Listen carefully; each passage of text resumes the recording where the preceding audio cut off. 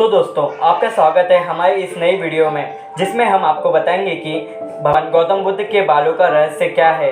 तो इस रहस्य को जानने के लिए वीडियो के अंत तक बने रहे। तो चलिए शुरू करते हैं।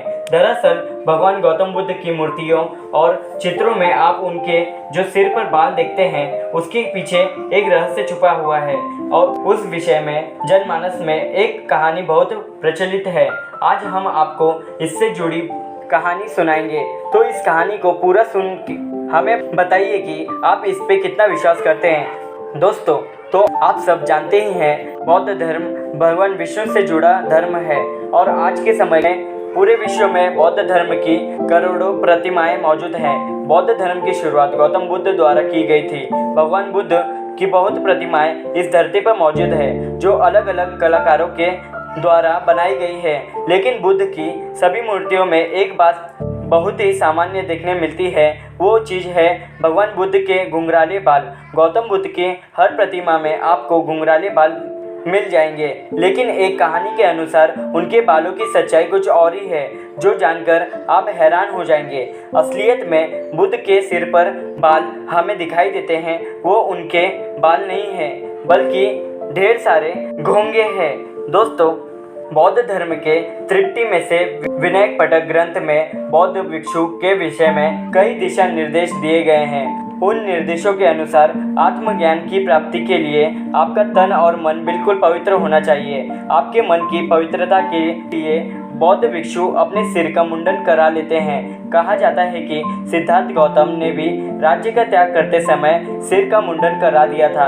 इस बात से साफ जाहिर होता है कि गौतम बुद्ध भी अनेक भिक्षुओं की भांति गंजे हुआ करते थे और आज के समय में उनकी मूर्तियों के ऊपर जो उनके बाल की आकृति बताई जाती है, वो उनके बाल नहीं है।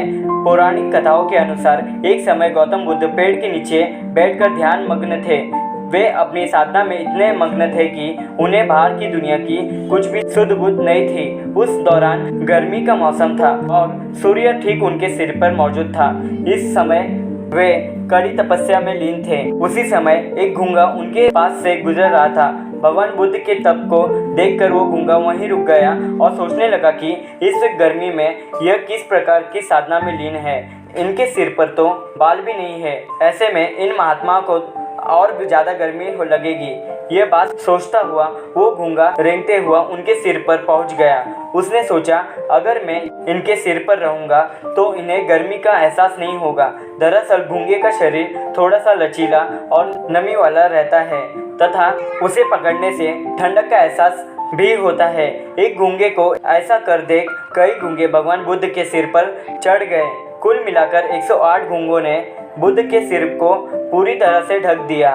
भगवान बुद्ध के आत्मज्ञान की प्राप्ति में उन 108 गूंगों का भी योगदान माना जाता है, जिन्होंने अपने प्राण देके उन्हें गर्मी से बचाने में मदद की। उन 108 गूंगों की याद में ही भगवान गौतम बुद्ध के सिर पर आज घुंघराले बाल जैसी आकृति बनाई जाती है। लेकिन दोस्तों, कुछ लोग ऐसे भी हैं जो इस कहानी को सच नहीं मानते। उनके अनुसार बुद्ध की मूर्तियों में वास्तविक में बाल ही बनी थे।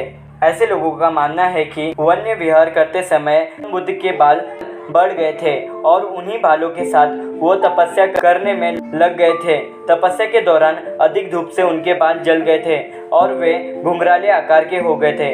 आज भी विश्व के कई गर्म इलाकों में लोगों के बाल जलकर घुंघराले हो जाते हैं। इसी आधार पर भगवान बुद्ध के बाल घुंघराले बनाए जाते हैं। वैसे ये तो सबकी अलग अलग मान्यता है। आप इस बारे में क्या सोचते हैं, हमें कमेंट करके ज़रूर बताएं और चैनल को सब्सक्राइब कर अपने दोस्तों रिश्तेदारों में ये वीडियो अवश्य शेयर करें। धन्यवाद।